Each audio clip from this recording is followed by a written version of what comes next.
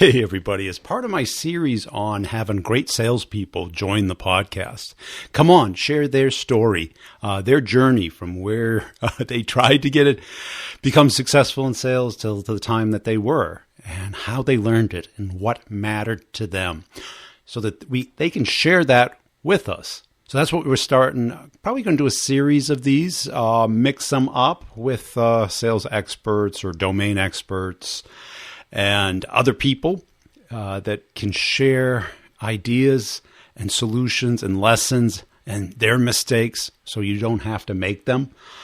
And this week's one is super special. This is somebody I met over on LinkedIn.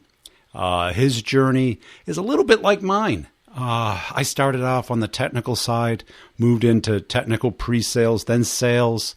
And what I found was that the salespeople were great at getting meetings, great about talking about the company, proposing, negotiating, handling objections.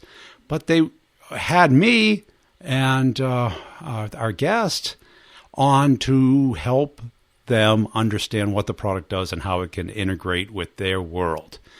Now, does the salesperson need to learn this? Well, they need to care about it. They need to negotiate it. They need to make sure it happens. And when I got into sales, I didn't forget this part of the sale, what I call the technical sale or the technical win, meaning that they pick your product over any other alternative. This is critical because otherwise it just comes down to the business side, which tends to be about resistance, meaning which one's easiest to buy, or price, which one's the cheapest. Now, none of us want to play in that game. So the way to get lockouts, to separate yourself from your competitors, is on the technical side. What does the product do, and why is it better, and how do you get people to fall in love with it? I think you're going to dig this discussion. I'm going to put this up on YouTube as well, so watch it in video format if you can. Also, I'm putting up some funny stuff. Did you realize I had a sense of humor? Few of you didn't get that. But I love making fun of some of the silliness in sales, and I think you'll enjoy that as well. I put a couple out a week on YouTube and up on LinkedIn. If you'd like to see them there, you can see them on my profile or on the company page, the Brutal Truth About Sales and Selling company page. Also this week, got a great episode on the B2B Revenue Leadership Show. David Mehrman Scott, who wrote the original New Rules of PR and Marketing, and kind of was at the very edge of the big move to content marketing. Now, I didn't think the interview was going to go that well, because I think we hit peak content, and content's a part of it, and we forget that there's people on the other end. Well, guess what? We just clicked, and we find out he's writing a new book on how to develop fans, not just leads and customers. And if you're in sales, and it really hits on that mammal-to-mammal selling, which is really neuroscience. It's understanding how our brains work, not what we're saying.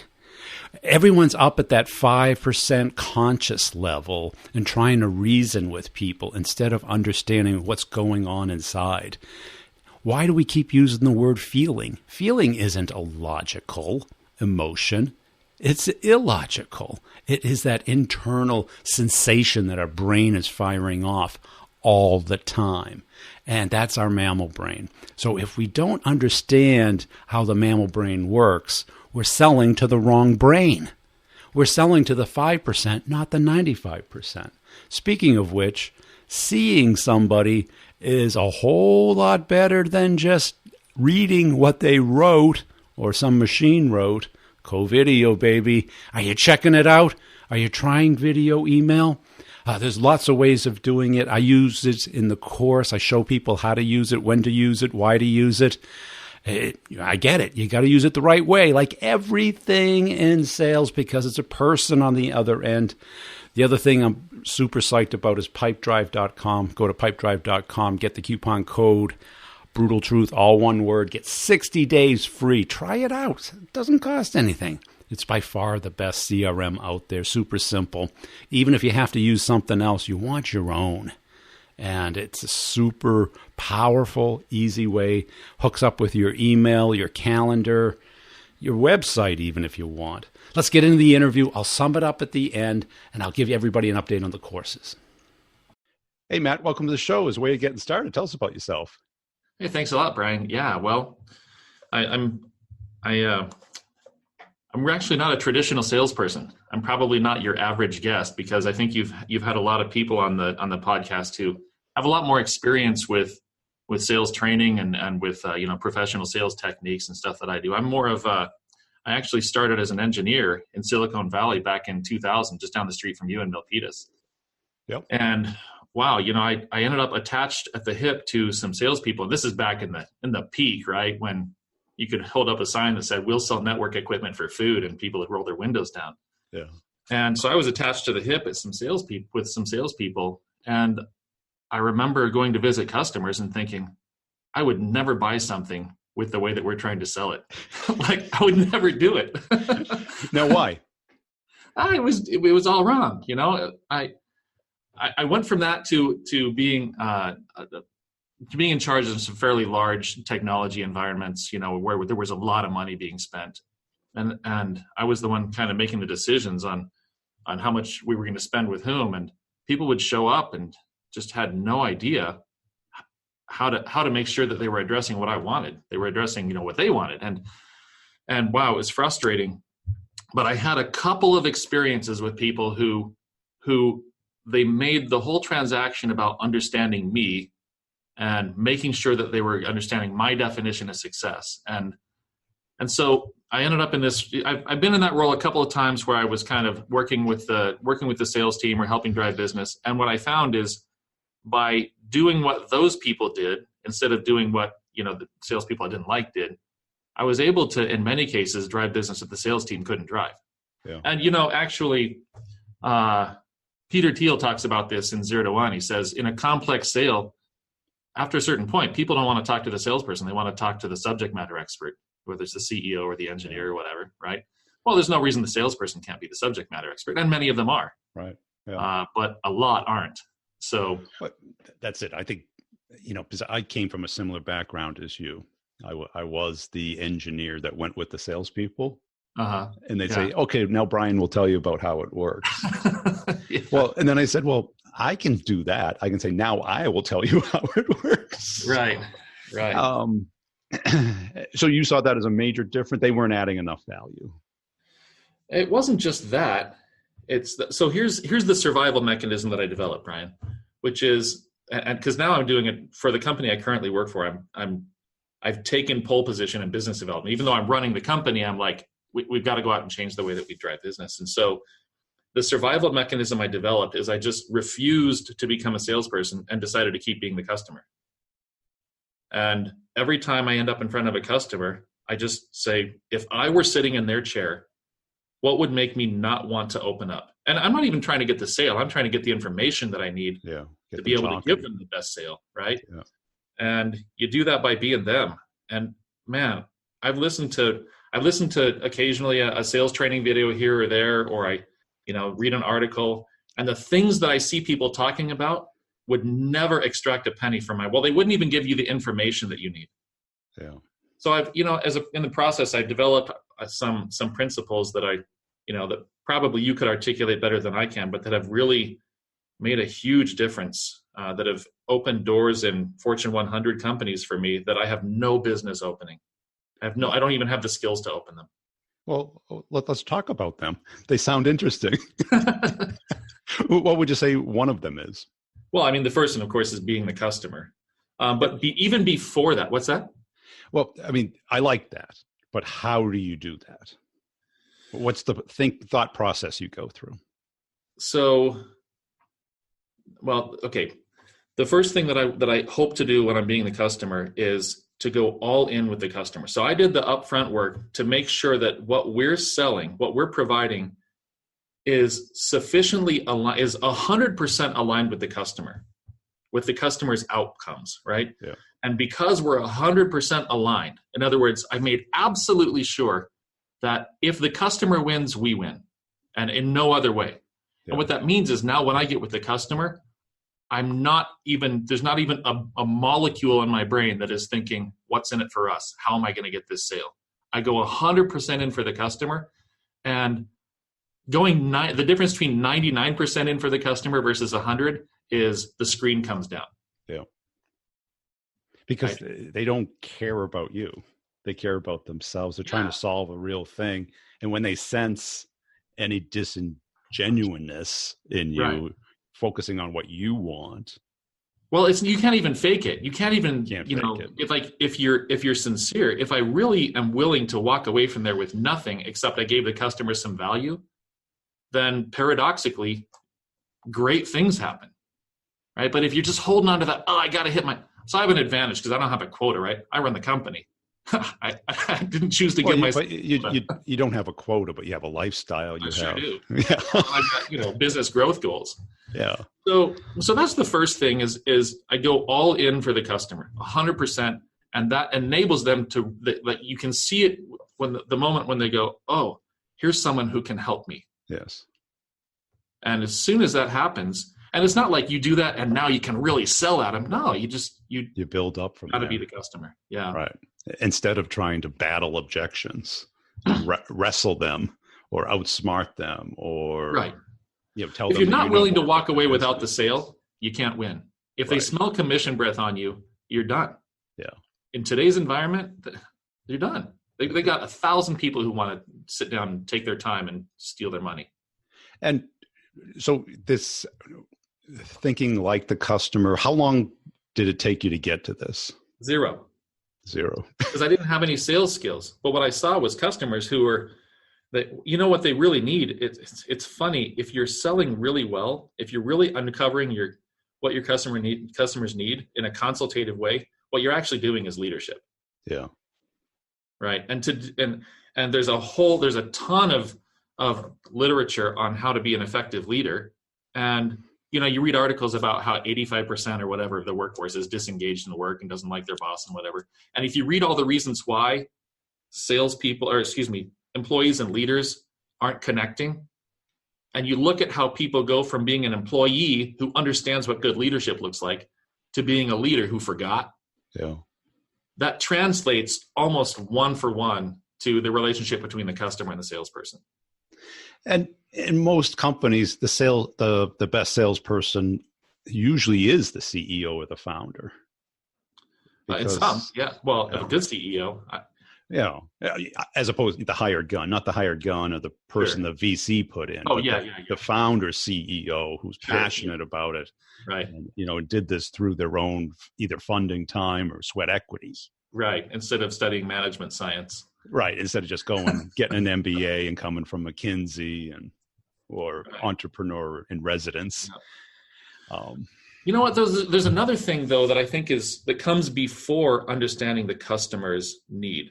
And I think maybe this is an advantage I have because I'm not in sales per se, because I'm trying to grow a company, not grow sales. And that is, and I know from having been the engineer, that if you want to really thrive in sales, your first customer has to be the people who are delivering value to your customers. It has to be the employees you work with. And in most of the companies I've worked with, there was barely a relationship between sales and engineering or sales and marketing. And, there's a lot of animosity. And the thing is, wherever I go, so the company I'm managing right now, Client Focus, everybody in the company knows how their job contributes to getting and keeping and upgrading customers. Everybody knows it. As a result, when I go out to meet with large groups of customers, what I find is a whole bunch of people standing up giving us testimonials talking about our awesome employee who helps them. Yeah. The difference between that and going out and selling stuff that your people can't deliver on, and then coming back to the company and saying, well, hey, I'm just trying to take care of the customer, and implying that they don't like the customer. Yeah. Those are actually altruistic people who want to do a great job most of the time. And you're making them feel like they're going to fail and look bad. So I would say, if you want to be successful with your customer, you have to first go be successful with the people who are delivering for your customer. And that seems pretty rare. It's very rare because you got the islands from both a political and a functional standpoint. And there's moats in between these islands. Right. and they're judged on different things that are sometimes are in conflict. Right. And who owns the client? Yeah. So I think a lot of the big game hunters will not like what I have to say about that. My approach has been, I think you have to understand our situation here. So we work with small businesses to help them stop focusing exclusively on top line acquisition and start balancing that with retention and monetization and stuff. A lot of those customers are insurance agencies. Okay. But if you want to get in front of lots of insurance agencies, you actually have to go to the carriers. Well, some of the carriers are Fortune 100 companies doing huge, many tens or even 100 or $1 billion worth of revenue a year, and everybody in the world wants to talk to them. So you don't just schedule an appointment with the EVP of sales. Ask for 15 minutes. Yeah, right. So my approach to that is go find some place where you can start small, where nobody's looking. Overinvest. Look, if you overinvest in something small like that, you're not breaking the bank. Right. Get some experience there, but create a result that's so profound that the blast radius of that success includes stakeholders to the left and to the right and north, in a way that they can see, wow, here's somebody who's actually delivering his results that we care about. Getting in front of that next tier is really easy. And I've found I took over business development a year ago, and with basically one relationship. And now I've been able to make it to senior levels I've been able to get in front of people who are producing multi-billion-dollar revenue per year, and people with 11-figure targets, right? Like that's what we call a BFN where I come from. And the thing is, by the time I get in front of that person, I'm not saying, hey, here's who I am, and I'd like to do business with everybody south of you. I'm saying, hey, I just thought I'd let you know about the results that I know you've heard about this. Here are the results that we're producing. Here's how we're doing it. I'd love to be able to do whatever we can to help. Look, we're able to make our mistakes on a very small scale. My people are able to attune themselves to this particular environment. And as you climb, you get better and better and better. And that the northbound doors open more and more easily instead of, so I found it very effective. Yeah, because I think most elephant hunters would go top down. Yeah. Well, so when you go top down, first of all, you get 1 or 2 shots at that a year. And sometimes, I had one of those happen with a $20 million bid where we ended up losing the bid, and the elephant hunter, that was his only shot for the year. Yeah. Right. We lost it to a competitor who undercut us on price. But not only that, when you do something at that kind of scale, you then have to take that huge thing back to the people who produce and say, hey, here's this thing you didn't see coming that you have no idea how to deliver on, and we can't mess it up. Right. Yeah. Flawlessly the first time. Yeah. On a scale with that scale of stakeholder. Look, if you're McKinsey, maybe you can pull that off. I don't know, but I think for most people, it's the bottom up approach.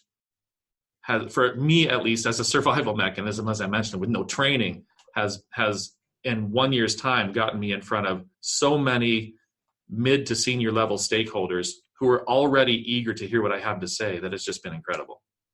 Right, because I think too many salespeople stick with the meeting, presentation, demo, and let's come up with a proposal. Right. And I bet in your business that would get you nowhere. Well, even when I was in technology, what you're doing is walking into some executive's room and saying, here are the reasons that you should align with me. Yeah. And you have no idea. You can't even spend enough time with an EVP of whatever to figure out what they really need. They don't even know what they need. How are you going to figure it out in a dog and pony show that starts in an off hour with meeting? XYZ company was founded in 1984 and has become it's like, you got to be kidding me. Yeah. This is the difference between the complex sale and the simple sale. Yeah. And especially in your sale and most of the things that I've sold, you've got to keep momentum with them. You have to have a reason to continue a conversation with them. And in your description of thinking like the client, be the client, you got to be part of the DNA, part of the muffin that they're making. Yeah. You can't be on the outside consulting on the muffin. You got to be an ingredient in it.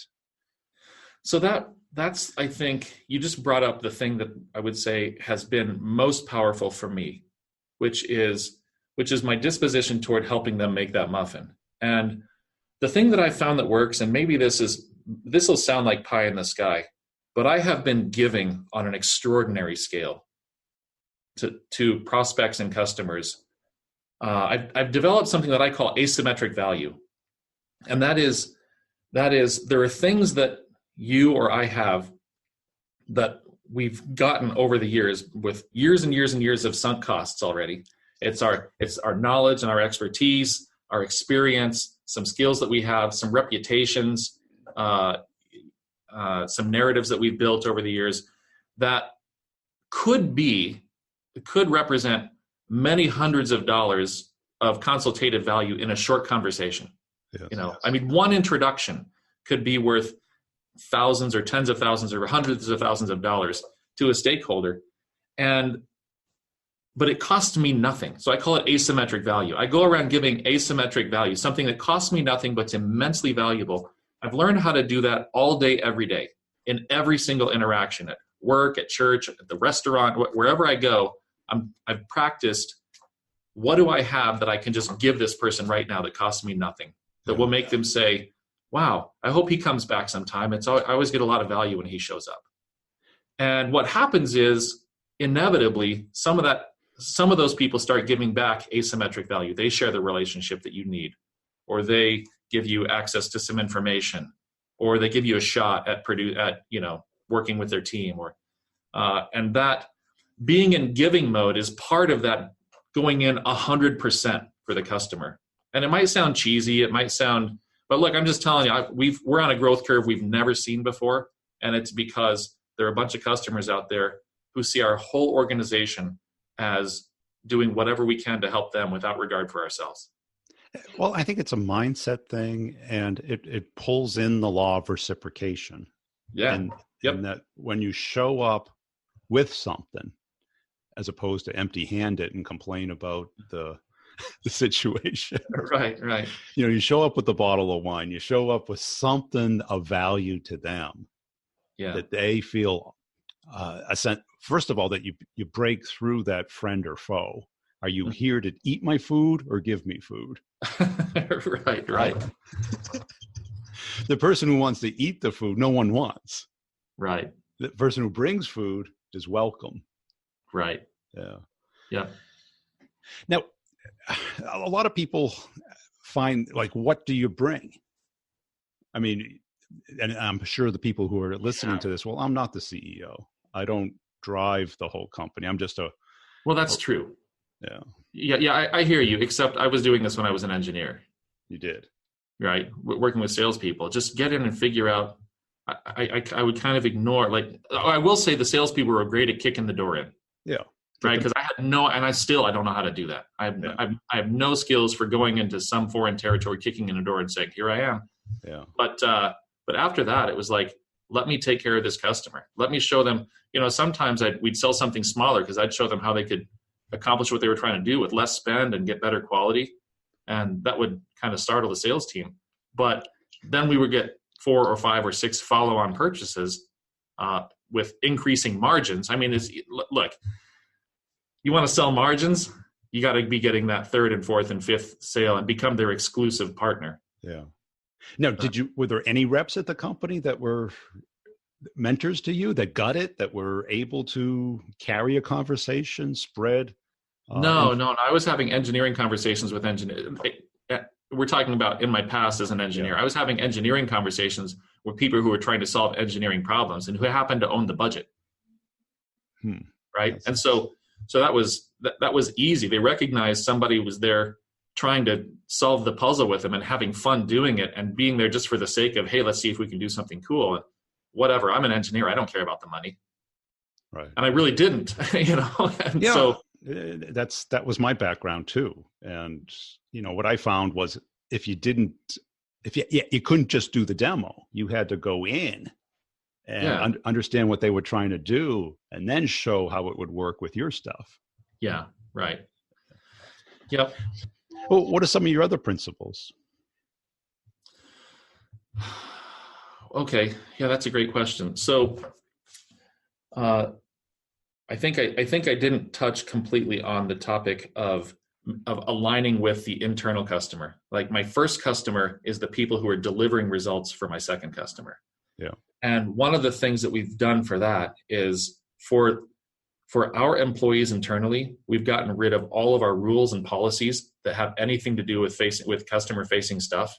And we've said, your job is customers who stay, right? We're here to transform the businesses that we work with, and we'll give you coaching and support and whatever you need in order to be able to do that. But ultimately, this is your call. Yeah. And so there's never a time where our people get on the phone with a customer and say, well, I'm sorry, but our policy system, because it doesn't exist. We have a set of values on the wall and that's it. Yeah. Well, that goes back to, you could say, well, yeah, man, that's nice because you're running the company and the average salesperson can't do that. But you can, because you can, if you break down this wall of, I'm here to help the customer and you're the jerk employee who's trying to say no, right? If you break that wall down and put them in a position to be able to succeed for a customer and coach them, like give them some coaching, give your internal person some value on understanding, put them in front of the customer, right? Make them a stakeholder in the conversation. There's so much you can do to make the internal person, to empower the internal person to create wins for you, so that the next time you're out making a sales call, you've got people saying, you can start taking orders at that point. Well, I don't mean like order taking, like, the numbers game and eventually like you'll be attracting business instead of out trying to hunt. Yeah. And do you plan on hiring and developing a business development group? I do. I have. So okay. I've hired two people. Both of them, their title ends in consultant, and both of them are tasked with not closing. Now that's crazy talk, right? Like I know probably even you right now, the hair is standing up on the back of your neck. No, I get it. I do. Our close rate on business where we don't try to close is 71% on average. And it did not used to be anywhere near that. But people are, because of we get testimonials about our sales conversation. Like literally part of my pitch when I have to do a presentation is, hey, if you call in and talk with, in this case, Brittany Brock, if you call in and talk with Brittany, she's not going to try to close you, but she's going to give you all the information you need to figure out, does this make sense for your company or not? And if it doesn't, that's okay. We can still be friends. You're going to get so much value on that call that with or without us, you're going to be better as a result. Yeah. But and so all I'm selling is a no obligation consultative conversation, but at the end they just sign up. And is the key to pick judiciously those clients or prospects that you invest that type of effort into? Well, yeah. So part of that conversation we have with them, where we're not trying to close, we've built that conversation so that people who are not a good fit for our business and who we can't succeed for, and they're going to go out and poison the well. Yeah. That conversation turns them off. They go away. We've tuned it that way on purpose. It's really, I think, a critical piece of our business, because our phone doesn't ring with unhappy customers. When I go someplace, I have people standing up and spontaneously testifying about, how fantastic our service has been. That's my first experience with that, frankly, Brian, was I had my first time out meeting with a group of customers. I was out there just putting my heart and soul into it. And one prospect stood up and said, well, I've been using you guys and I'm not impressed. Just wet blanket, man. Like this is a few years back, right? Wet blanket. And I just went, oh, I never want that to happen again. And it was like, never, ever, ever sign up a customer that we can't hit a home run for. Never. Yeah. Because it kills you in the field. It kills you in every direction. Right. I think early in my career, I did a couple of marginal deals where it didn't fit, or they misinterpreted it, or they weren't big enough, and they just turn into a nightmare. Yep. Well, and in the environment I'm in, there were 50,000 of them who were all talking to each other. Yes. Various forums and in meetings. And And so the upshot of that is 50% of our business on average, just over 50% is referral business, unsolicited referral business, because we're doing a great job, right? You can't afford to put like customer calls in unhappy, which is very rare. I give them whatever they want, man. I refuse to make a customer, even if somebody had a bad experience and wants to leave us, I make sure they leave us feeling like they were treated fairly. Yeah. Like if my position on that is if we are onboarded a customer that we can't succeed for, then give them whatever they need in order to feel like, hey, we ended well. I do not want anybody out there in the field saying something negative about us. Yeah. And how about you as a customer? When a salesperson works with you, what do you like and not like? Yeah, so the same thing, right? I mean, that was how I learned how to sell. I'm going to use his name, a guy named Dan Backman, smartest engineer I ever knew. He would come in, sit with us when we were spending many, many millions of dollars on technology back in the heyday in Silicon Valley. He would sit down with us, and every time he showed up, I became a better engineer. Every time that guy showed up, I knew how to be more successful. Well, okay, no brainer. I didn't care about competitive pricing, and I wasn't looking for his PowerPoint. Like, everything's online. I can find everything myself. I needed that company in my in my corner. Desperately needed them in my corner. Right, because that sales engineer, that customer-focused engineer, that's a very different job, because a lot of people take it as I'm the bright guy who shows up and tells you how it works, not how it solves your problem, right? No, he was solving problems for me. Right. He was helping me understand my problem. Yeah.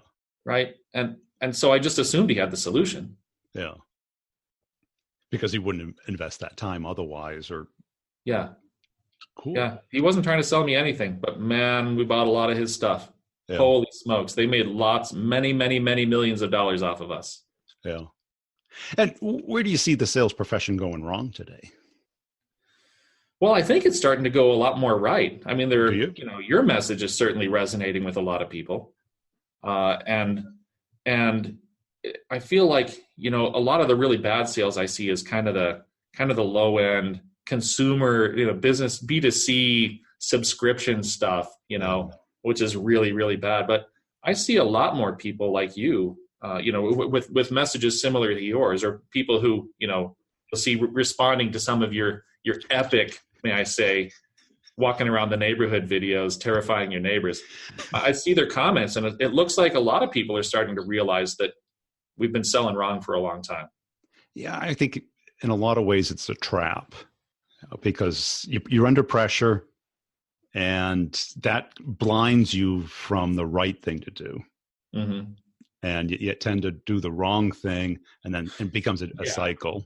Yeah, and so the real culprit there is commission plans, right? Compensation plans. Well, I see it more as management and leadership. I mean, well, yeah, they're the ones writing the comp plan. So they're violating Goodhart's law, right? I mean, I learned Goodhart's law from you, actually. Yeah. They're constantly trying to rework a comp plan that has all these levers and knobs in it to try to coerce someone to behave a certain way. Yes. Which has nothing to do with going out and taking care of the customer. Right. But, like you're getting the most amount of revenue from the customers you are investing the most in. Mm-hmm. Right. And I mean, you are the focus of Price's law, where you're focusing on, right, the tightest focus possible instead of the broadest possible. Yeah. I mean, that's the sandbox I play in. So, and there are probably environments that aren't like that. And maybe I wouldn't be able to tell somebody how to succeed in those environments. Yeah, because I mean, if you went to a VC, they'd be like, "Oh, you should hire a VP of sales, hire 50 salespeople, call all these places," but that doesn't work in your space. I don't think it does. No. So let me tell you, as a customer, some things that I hate. 1, being prospected. Yeah. 2, being sold at. 3, being closed. Right. So if you're teaching your people how to do those 3 things based on the old textbooks and giving them incentives based on that, well, you're going to get somebody's business, but it's not going to be mine. And I know a lot of people whose business it's not going to be. Right. Yeah, because it doesn't assume you're a person. It assumes you're a persona. Well, I mean, look, what do they say? Sales is a number. I remember as a kid, my dad was in sales. Sales is a numbers game. It's like, really? It's not. You have to burn through enough people that hate you that you find the one who happens to want to buy what you want or what you want to sell. And today we don't have to do it because, I mean, the small focus of people that would need what you do, you can find them. And you can focus on them. And you know the problem that they have, and you can converse to them about what they care about. Yeah. And if they don't recognize it, you're happy to find the next one. Right. Instead of just calling somebody up and giving your value proposition, this is the 3 reasons why you need to look at this. Yeah. I know. Right? It's insane. Well, again, everybody who's in sales knows what it's like to be a customer. And somehow we go from knowing what we hate when we're being sold at to thinking that it's a good idea because, well, my title has sales in it. It's like, no. Right. Well, we don't have that outward mindset that thinking like the customer, your number one principle. Right. And that is a superpower because until you can think that way, you're talking about what you care about, not what they care about. Well, so maybe they don't know how to think like the customer, or maybe they have a bunch of metrics that are not oriented to help them understand. Oh, they have 0 metrics about that. Yes. Well, so I don't know if you've read, I'm going to pitch a book here that I happen to be reading. It's called The Tyranny of Metrics. Phenomenal book, but he goes really in depth to help understand. Really, what he's doing is it's an expose on Goodhart's law. Yeah. Right. On how you incentivize people to do things that have, because you assume they can't understand the big picture. Like, why would you trust a salesperson to understand that we're trying to grow a business? Instead, give them a bunch of petty metrics to work with and manipulate them every 6 months. Right. Make it as confusing as possible, and then get angry when they game the metrics. Right. Yeah. And especially, I've been told to game the metrics. Yeah. Well, I mean, look, that was there was a bank that a few years ago got in a lot of trouble because everybody was gaming the metrics, right? I'm not going to, you understand. So it can be institutionalized and devastating. Well, and people forget that sales is an effectiveness profession, not an efficient profession. Yeah, I know. It's amazing that people use those 2 words interchangeably. Right. They're opposites. and when quantity at a certain point reduces quality. Yep. So if you keep pushing the quality metric, you're reducing keep pushing the quantity, you reduce the quality. Yeah. You lose your ability to be really good at something. Cool. Hey, this has been a fun talk. Yeah, likewise. Yeah, where can people go to follow you? Well, I'm on LinkedIn, Matt Strategic. That's probably the best place. I'm not as prolific as you are by any means. Our company is Client Focus Corp. Client Focus is the company. Website is clientfocuscorp.com. But we have a YouTube channel where I try to be as good at eye candy as I can be. I'm not as good as you. Well, you don't have the movie star good looks. But hey, I just want to say, Brian, seriously, I think those videos that you're putting out are phenomenal. Obviously, the podcast is incredible. The videos probably felt like you were taking a gamble, but man, those are just outstanding. There's nothing like a little bit of irony or lampooning to really lay bare the nature of problems in a way that everybody can understand it. Figuring out how your customers want to be sold, helping them, performing the things that they want to see. We overlook this and we try and skip steps. We try and rush to get the order. But what we're really doing is rushing to give them a proposal that they do nothing with. What we need to do is convince them that the world is going to be miserable without you and your product. And to do that, we have to invest some time. I know this doesn't fit everyone's sale, but just ponder it for a couple of days. Ask yourself, how can I get more engaged with my clients? And say, if I did this, I'd only do a couple of deals a month. Well, how many deals are you doing now? I think in sales, we get seduced by activity. We get distracted by activity. And we forget the things that count. The only thing that counts is revenue. Think about at the end of the month, the end of the quarter, the end of the year. It's not going to matter how many presentations, cold calls, emails you did. It won't. Activity is part of it. Yes, you have to do it. You have to wake up and show up. But you also have to be effective. Sales is an effective profession, not an efficient, not a busyness. The busyness can sometimes, and most of the times, distract people. The busiest salespeople I've ever seen, they could do okay. They were probably B-plus players because they did 60, 80 hours a week. But the ones who killed it were the ones who closed deals. And the best didn't spend much time on deals that they didn't think were going to close or wouldn't close within their compensation window. Well, managers want you busy. They want you working your butt off. And they should. But they really want you working your butt off on the things that will close. And that judgment, that ability to decide on which ones to make the investment in is a skill. It is a talent. It is not something that you should assume that you have. You should do your Sophie's choice. I encourage everybody to have a list of deals, put them in the chronological order in which they'll close, and work down that list every day. Why? Because time is one of the few zero-sum games, meaning that nobody has a 25th hour in a day. So why would you work on something less important if you have something more important? And we tend to work on the stuff that feels the best. Remember that word, feel? The old mammal brain doesn't like pain. Oh, no. That mammal brain doesn't really help us in selling a lot of times, only in the short term, like today. The mammal brain keeps us focused on today's food. Tomorrow we'll worry about tomorrow. But as human beings, that doesn't work very well in the complex sale when you have a 90-day, 6-month, a year-long sales cycle like some of us do.